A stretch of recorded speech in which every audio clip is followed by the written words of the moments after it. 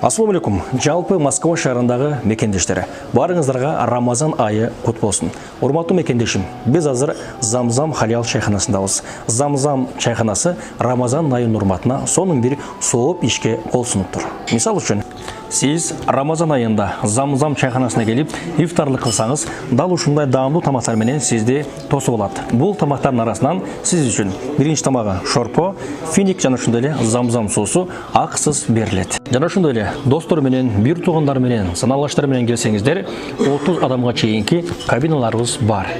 Дагы бир айта кетчү нерсе, биздин ашкана күчтүү поварлар менен толукталды. Мындан ары сиздерди дагы да болсо жаңы жана даамдуу тамактар менен тосуп алабыз.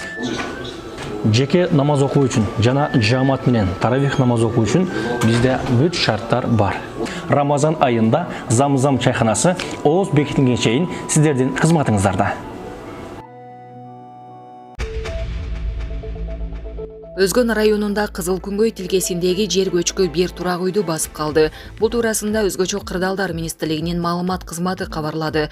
Бүгүн 26 мартта саат 7:00 жер көчкү акырындык менен жылып, айылдын четиндеги турак үйдү очук кананы басып, мал сарайга 10 метр аралык калды. Жергиликтүү тургундар үчүн Өзгөчө кырдаалдар министрлиги тарабынан 18 чатыр ошол эле аймактын коопсуз тилкесине орнотулган.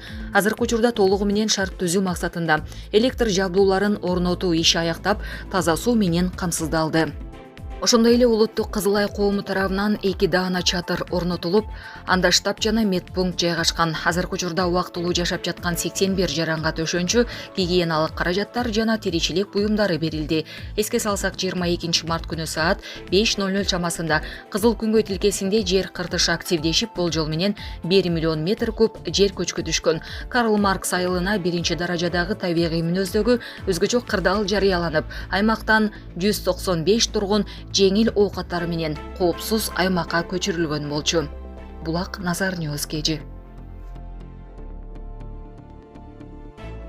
Америка Кошмо Штаттарында торнадодан 24 адам каза болуп, жүздөгөн адамдар жарадар болгон. Миссисипи штатында борон чапкын, катуу жамгыр жана мөндүр жааганын Мир 24 телеканалы билдирди. Дээрлик 17 000 адам электр жарыгысыз калды. Эң күчтүү торнадо Миссисипи штатында кечке жуук болду.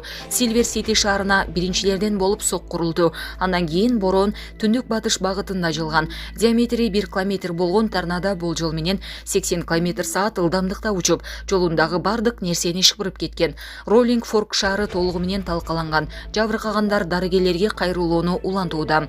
Азыр торнадо аяктагандан кийин анын кесепеттерин жоюу менен жергиликтүү бийлик алектенүүдө. Дээрлик 17 000 адам электр жарыгысыз калды.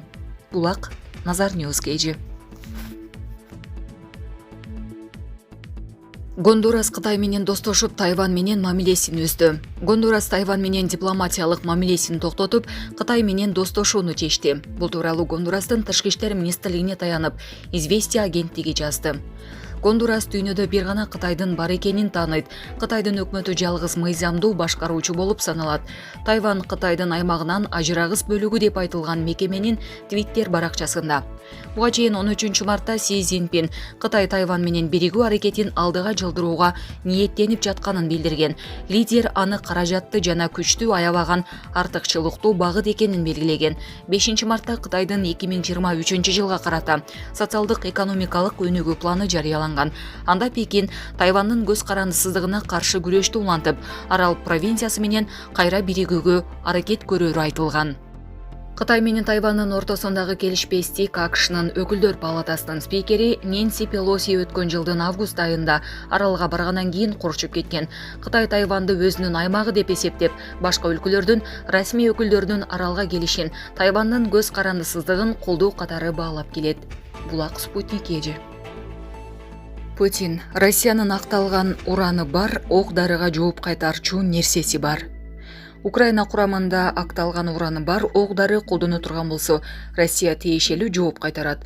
Бул тууралуу РФ президенти Владимир Путин Россия 24 телеканалынын Москва Кремль Путин программасына маек куруп жатып билдиргенин РИА Новости жазды. Анын айтымында мындай курал колдонгондор дээрлик өз элине каршы согуш жүргүзүп, айдоо аянттарын ууландырат. Эскерте кетсек, шейшемби күнү Улуу Британиянын коргоо министри Лондон Challenger 2 танкаларына кошуп, Украинанын куралдуу күчтөрүнө акталган ураны бар ок дары берерин жарыялаган. Мындай снаряддардан кийин ал колдонулган аймакта радиоактивдүү чаң басырылып калат, ал өтө уулуу келип дезактивацияланбайт. Мындан тышкары бул ок дары онкологиялык ооруларды шартташы мүмкүн. АКШ аскер күчтөрү акталган уран камтылган снаряддарды 1991 жылкы операцияда, 1999 жылы Югославияны бомбалоодо жана 2003 жылы Иракка киргенде колдонгон. Владимир Путин мындай куралдын жеткирилишине тиешелүү жооп кайтарыларын эскертти. Булак Спутник кежи.